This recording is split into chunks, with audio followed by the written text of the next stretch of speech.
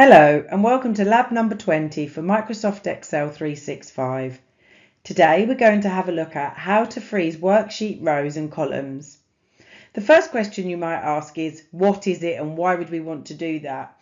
So what this does is it actually freezes row number 1 or column A for you, and it keeps it in exactly the same position and it keeps it visible regardless of how many rows you scroll down or scroll to the right. Now, there's various reasons this would be helpful. Obviously, when you're working with large data sets, it can become very confusing over, is this column about August or July? Does this row refer to sales invoice A or B?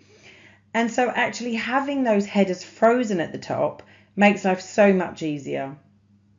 It also means that when you're collaborating with somebody else and you've given somebody else your document to work on, it means it's much easier for them. Over a period of time, you will get to know your own documents very well.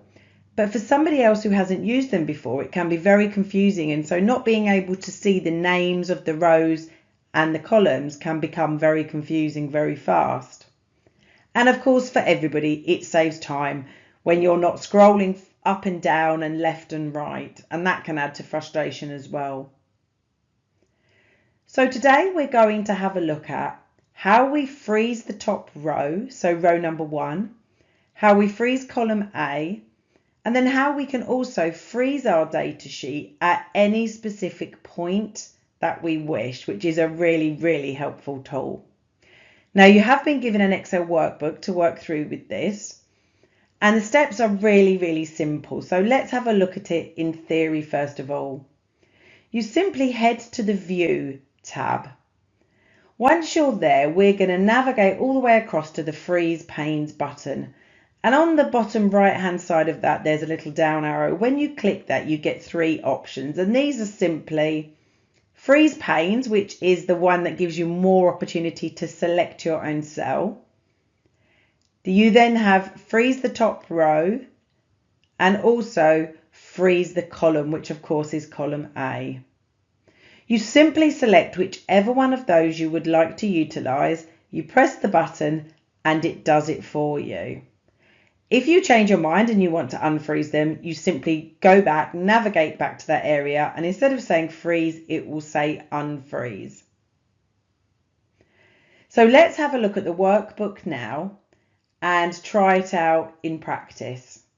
So as you can see, this is a really long worksheet. It's got sales information in it, and it's got multiple rows and then a chart at the bottom, and it's also got lots and lots of different columns which actually end up in a little summary at the other side, so the information doesn't fit on one screen. So this is why it would be really helpful. As you can see, when I scroll down here now, let's say I want to look at the chart. If I then wanted to make an adjustment to the number, it would be very difficult for me to actually navigate at this point, which is row column, is September, which is July. It would be really difficult. And so being able to freeze that top row would help. And in exactly the same way, if I wanted to go all the way to the right hand side, that column A has disappeared. So now I don't know whether we're talking about sales order this or that. I don't know if it's regarding sales of laptop and mice. So this is why the functionality is so helpful. Let's go to the View tab. We're going to go to Freeze Panes and hit the little down arrow, and here's our 3 options available. If you select the top row, it simply freezes row 1. So now you can see when we're scrolling, those column headers have remained still. They are frozen in time. And that makes life much easier. I could now tell at a very quick glance which column was November, etc. If we go back and unfreeze those or freeze the first column, it's now going to freeze column A. So at any point in time, I will always be able to know what my order reference number was. And again, of course, that's very helpful. But how about if I wanted to freeze the first 2 columns, and maybe in this example, I'd want to freeze the top 2 rows as well. What you do is you click on the cell that interjects those two areas that you would like to freeze.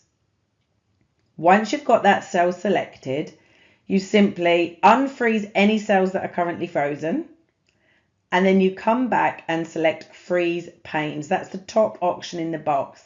And as you can see when I'm scrolling now, it's done exactly what we wanted. Row 1 and 2 are frozen, and so are columns A and B,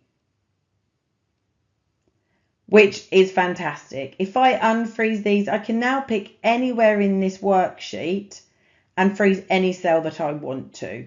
So just for illustration purposes, let's say we want to freeze it here. In this instance, we wouldn't really want to, but it will give you the opportunity to understand. Now we're freezing those first 6 or 7 columns, and we're freezing the first 14 rows.